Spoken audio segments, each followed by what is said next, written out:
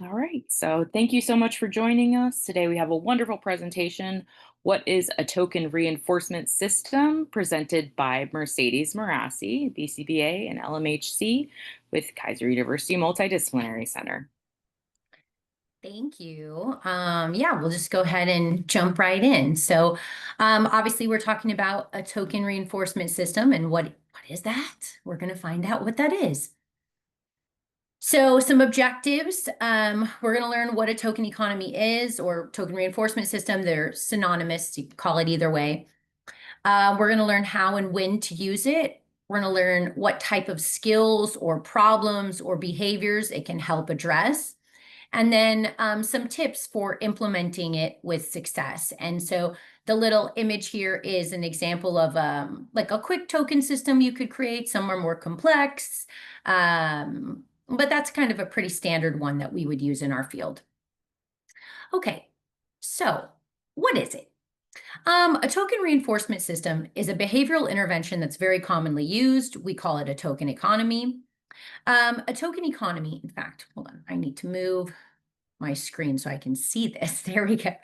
A token economy allows us to reward and motivate good behavior using a token, and then provides an opportunity for those tokens to be exchanged for reinforcers at later time. And so what is a reinforcer? It is something that essentially when upon its delivery or removal, behavior increases. So we use it, that's the technical term, but the way this often looks is like we're allowing the child to access something that they want. So this could be toys, candies, it could be access to an activity of some sort. A token economy is modeled after another token economy. The ones we use in school is modeled after one that we would use on a day-to-day basis, aka currency. We all know and are familiar with currency. We work to acquire money, currency, because through that money, we're able to then turn it in and get access to what we need, like food or, if you want to go to the movies, that takes money. So if you think about it, money or currency is a placeholder. The dollar bills themselves are actually useless. You can't eat them. You can't dress yourself in them.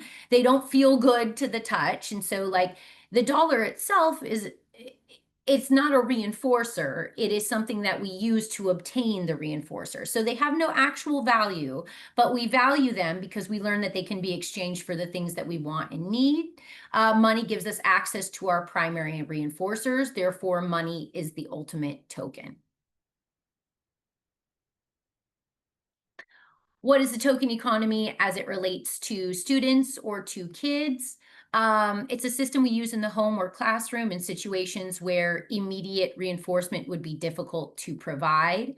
For example, if the teacher is giving a lecture to 10 students, it would take far too much time and be way too distracting for her to go around and pass out candy to every person based on their correct response. Instead, she can keep a tally on a board in the front of the room and allow the students to redeem the tokens at the end of class, right? So she's like, good job, 1 point for you. That's the right answer, 1 point for you. Instead of, good job, I have to walk across the room and hand a candy to Sarah, then come back, walk across the room, hand a candy to Danny. Nope, I can just tally it right here. And at the end of the lecture, say, all right, however many, tokens you have are redeemable for X, Y, or Z. Because reinforcement is only effective if delivered immediately, tokens are essentially a way to buy us time on the delivery of items because we at least deliver the token immediately. So that's a rule of reinforcement, is that if you want something to actually motivate good behavior or increase behavior, you have to deliver the reinforcer right away. But that's not always possible. So this is where a token economy comes into play, is that it buys us time. We can give them the token, and then with the token, they can redeem that at a later date. Tokens become a conditioned stimulus that take on reinforcing properties of their own, meaning that even when the backup reinforcement is unavailable, the token may still be valuable and sought after. Think about this, is very easy to see with money, like money as it pertains to us adults. Even if in the moment I don't necessarily know what I'm redeeming the money for, I'm not getting this money and saying to myself, oh, good, I need to immediately spend this on food. I'm getting the money and maybe I don't know what I'm exchanging it for, but the money itself feels valuable. And we see this with tokens too, that like sometimes kids will be just really excited to get the token itself, let alone what they're going to exchange it for. The token becomes a reinforcer. So the example I give here, again, with money, we will hoard money for years without any need to spend it, or we might even have difficulty spending it when we need to because it feels as if the money itself has value. That just shows how these tokens essentially become super important.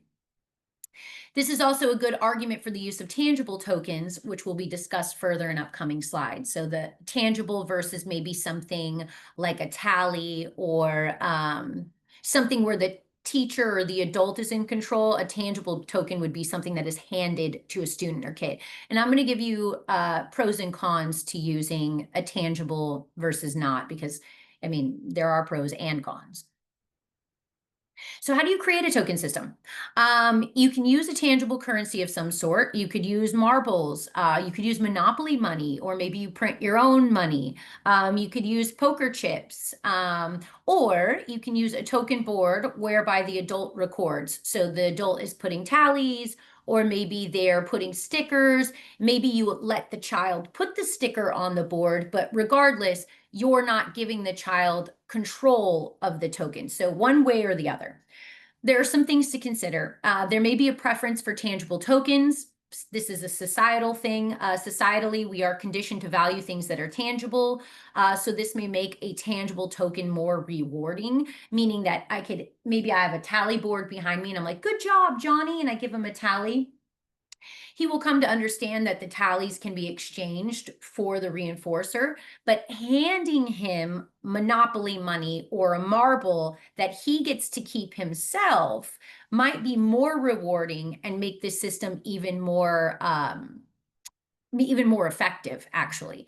The only problem, this is the con, well, maybe not the only problem, but a big problem is that this can be distracting. So if you have a bunch of kids, for example, with monopoly money at the desk, maybe they're playing with the money, or if they have poker chips, they're stacking and shuffling. So the tangibles can be a little bit distracting in that sense.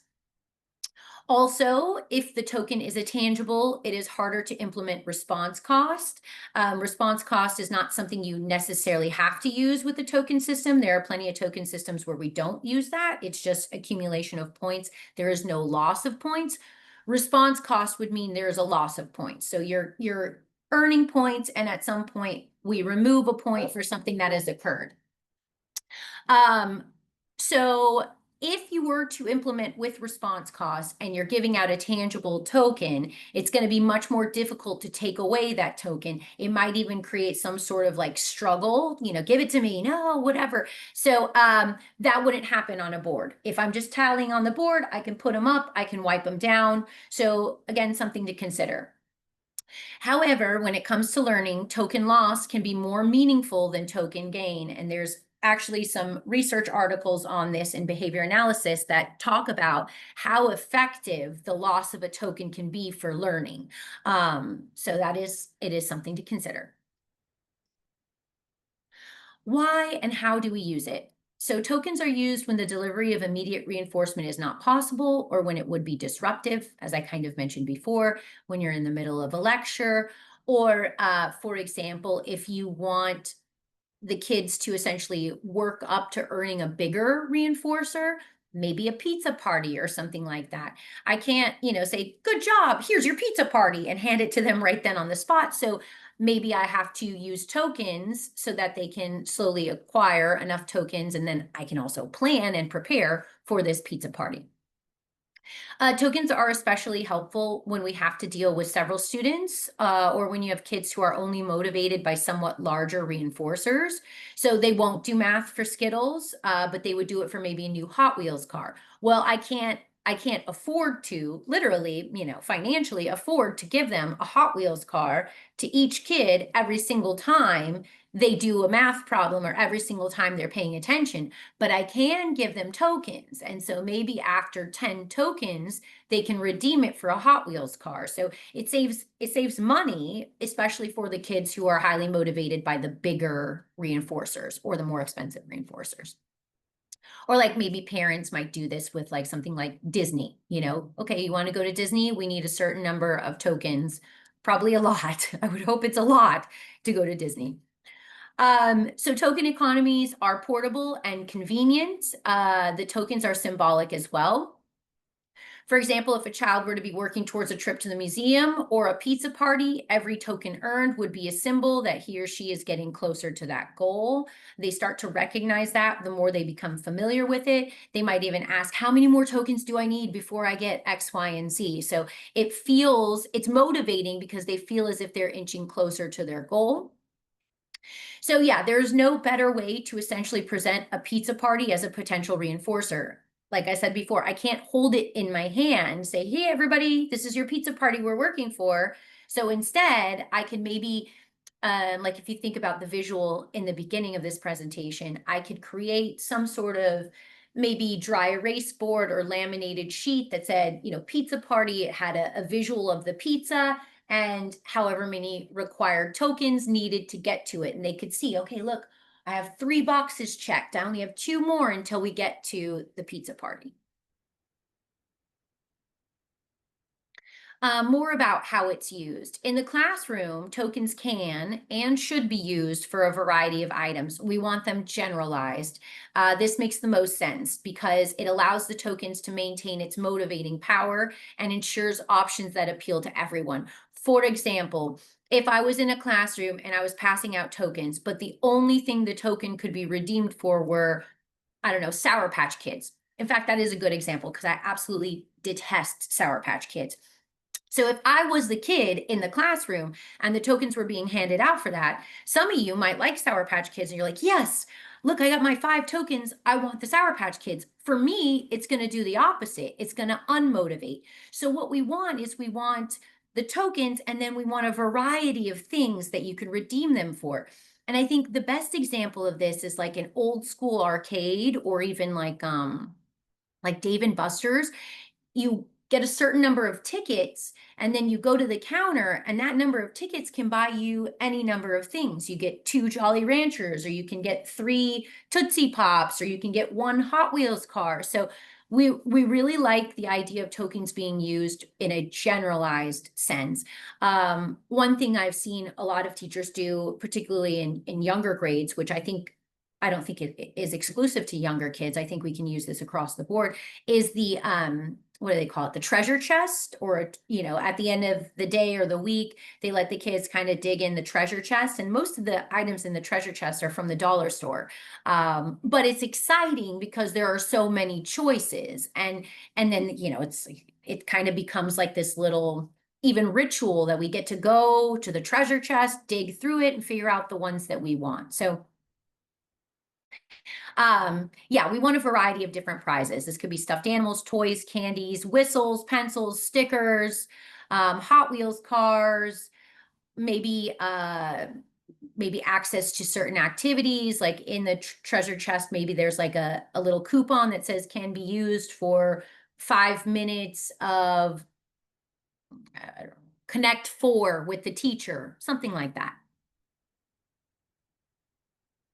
What does it help with? So it helps with a lot of things. It can motivate and reinforce appropriate behavior, on-task behavior or pro-social behavior, participation, correct answers. For example, oh my gosh, good job, Johnny. I love how you're helping out Sarah with X, Y, and Z. Johnny gets a point right there, boom. And then he thinks to himself, oh my gosh, yes, I just got a point just for, helping someone else. Motivating appropriate behavior.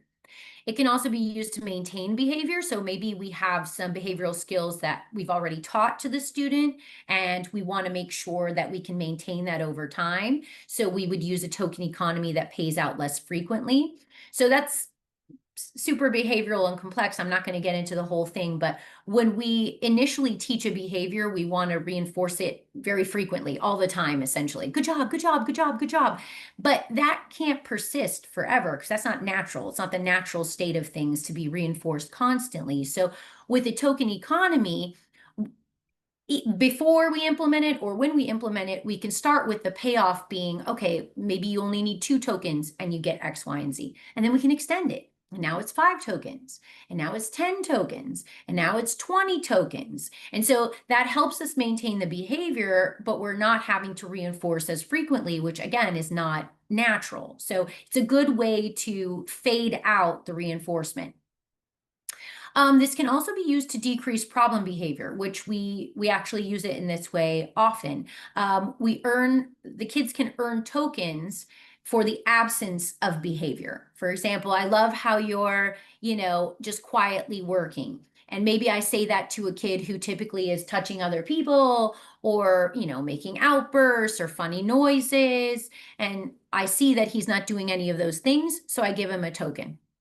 Or a kid in the playground, not throwing rocks, not kicking anybody, not yelling, just kind of doing his own thing. I give him a token. And that can help to work to decrease problem behavior. And then, yes, the example below is essentially the same as decreasing problem behavior, rewarding students for sitting quietly instead of talking, fidgeting, bothering, etc. So what does it teach? Oh, that's a spelling error. I can't believe we didn't catch this. So this is supposed to say delayed gratification, not ratification. We're not ratifying any amendments or anything like this. So we're delaying gratification, which is a skill that many kids are deficient in. This is associated with ADHD in the sense that I want it now. I don't know how to be patient. I don't know how to wait for it. A token system teaches that. And I think that is an incredibly necessary skill. So that is a perk of using a token system. It also teaches planning and critical thinking, which are executive functioning tasks. For example, I have to get 5 tokens to get that Hot Wheels car. I have 2 tokens. Okay, so I'm almost halfway there. And maybe they aren't thinking about it exactly like that, but it still teaches planning. I need a certain number to achieve my goal, and they get to kind of analyze what happens if, for example, if you were to use response cost. Okay, I lost one, but I still have more. So how can I earn more of these tokens to get what I want? It also teaches symbolic thinking, where the tokens come to stand or replace. They're seen as a symbol for something else. And really, I like this part, a basis for learning about money and the economy. These are kids, maybe they're only 4 or 5, but they're going to grow up to be adults that live in this environment. And in this environment, in this world, money is a necessity. Understanding economics, how to buy, exchange, the cost of things, those are very important skills to have. So starting off kind of early gives them this preliminary understanding of what that might look like. So how does it work? It is very important to introduce the token system well before using it. You don't want to just go in and here we go, we're doing a token system, and kids have no idea what that means. So we start with stim pairing, or we call it stimulus pairing. What does that mean? Well, it literally means 2 stimuli are presented at the same time over and over again until one stimuli essentially takes on the properties of the other.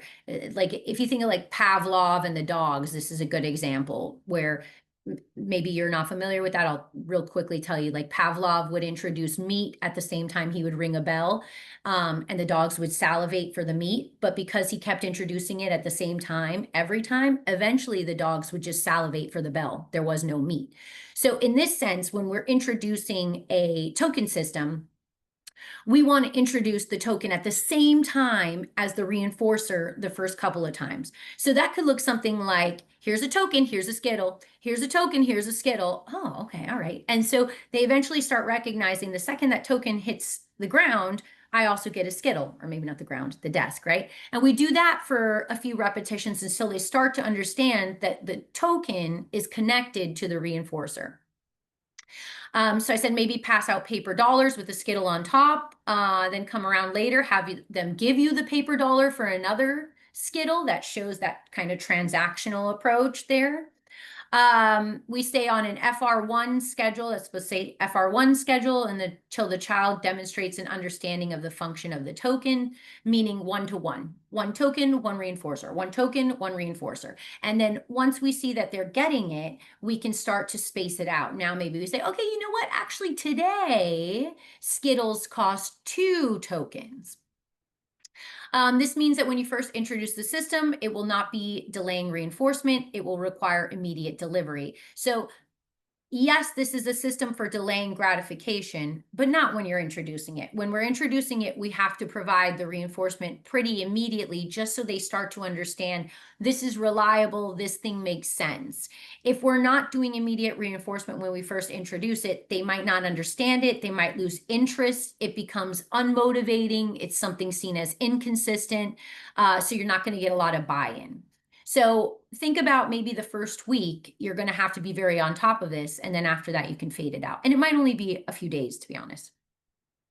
The exchange production schedule is slowly increased. Again, what was once one token, one reinforcer becomes 2 tokens for a reinforcer, 5 tokens for a reinforcer, 10 for a reinforcer. But we need to kind of increase that slowly and pay attention to the effects. What happens when we go from requiring 2 tokens to 5? Does it fall apart? If so, we made too bold of a move and we might need to rethink that. Things to consider when implementing. Tokens can be used in the home, classroom, or in the community. They can be used anywhere. A teacher giving a lesson can have the para walk around the room and pass out tokens to those who are working quietly. This can be done several times per day. And then at the end of the day, the tokens can be exchanged. Or maybe you get to a place where you're having them exchange the tokens at the end of the week. That was also a good method. A parent can use this too in order to have a child earn a bigger reinforcer, like a trip to Disney. The child may need to earn 10 stars in order to go to Disney, and stars can maybe be earned based on weekly report cards sent home from school. Oh, this was a great one. All right, that's 1 star. And so that, in that sense, that's us really scaling it out. It's not a 1-for-1. It's now you're going a whole week of school. This report card is good. That's 1 star, which I would recommend something like that, again, if the reinforcer is Disney, because Disney's very expensive. For young kids, the treasure chest is a great idea. Have a variety of silly things, putty, all sorts of things in the treasure chest. Also, many people use a token board and choose tokens that are interest-based. For example, Thomas the Train stickers. So maybe I'm using a token board and the tokens are the stickers. Pick a sticker that is the topic they're interested in. That makes the token itself even more valuable.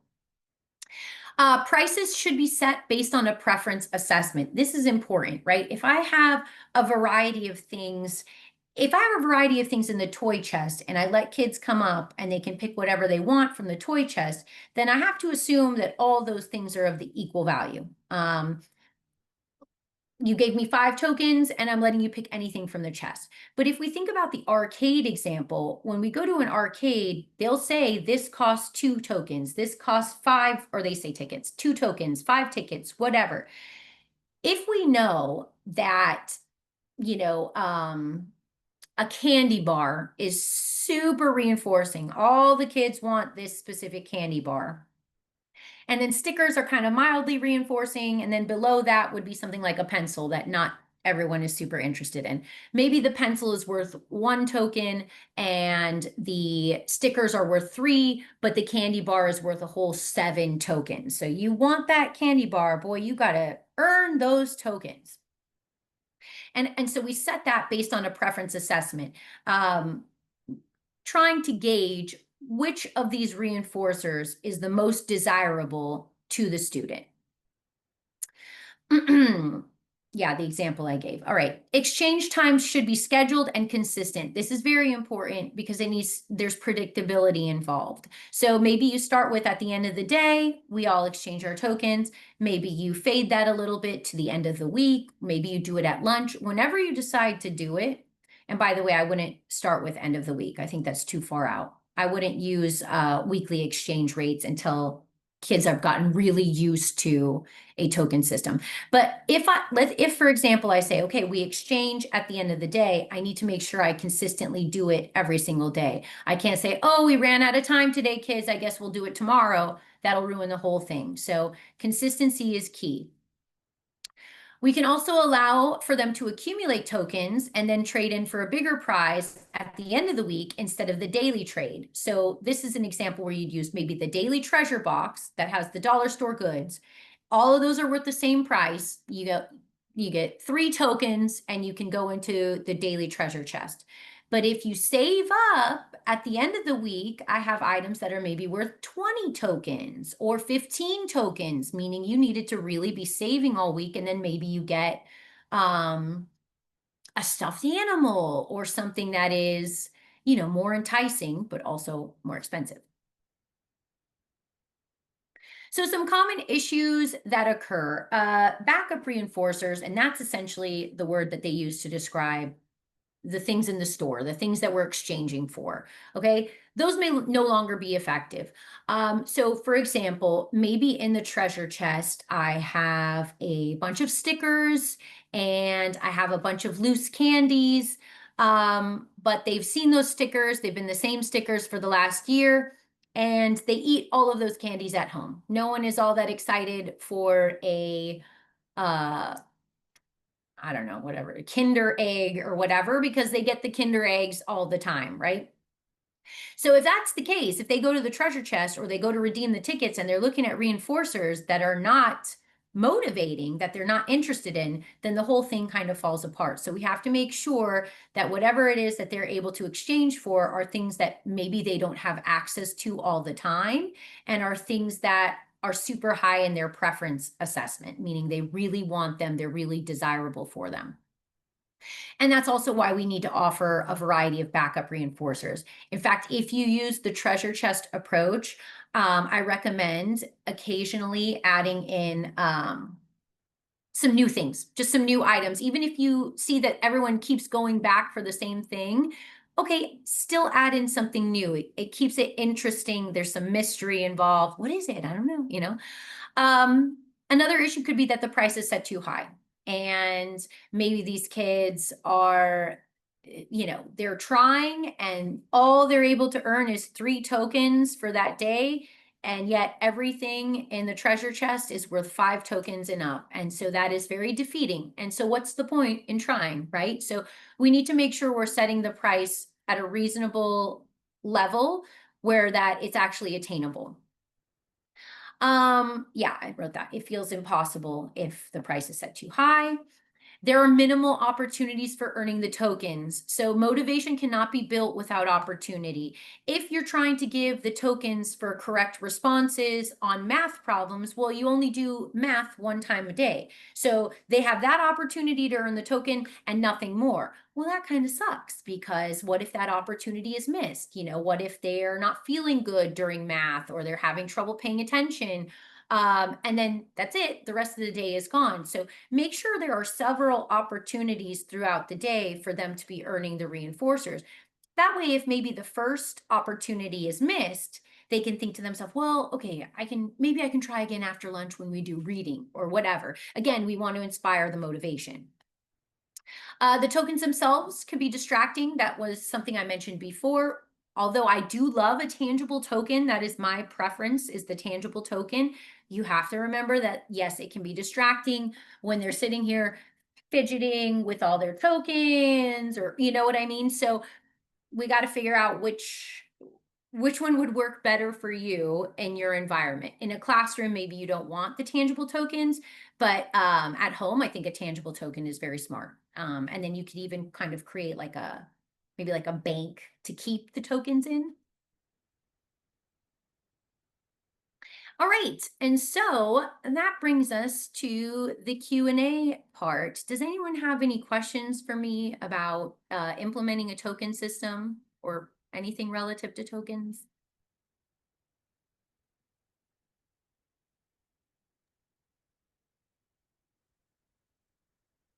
You Well, can we put wrote it in the the chat. question.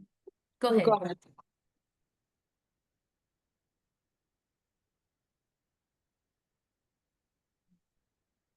I was just going to say thank you for a very informative webinar on what a token reinforcement system is and how to use it.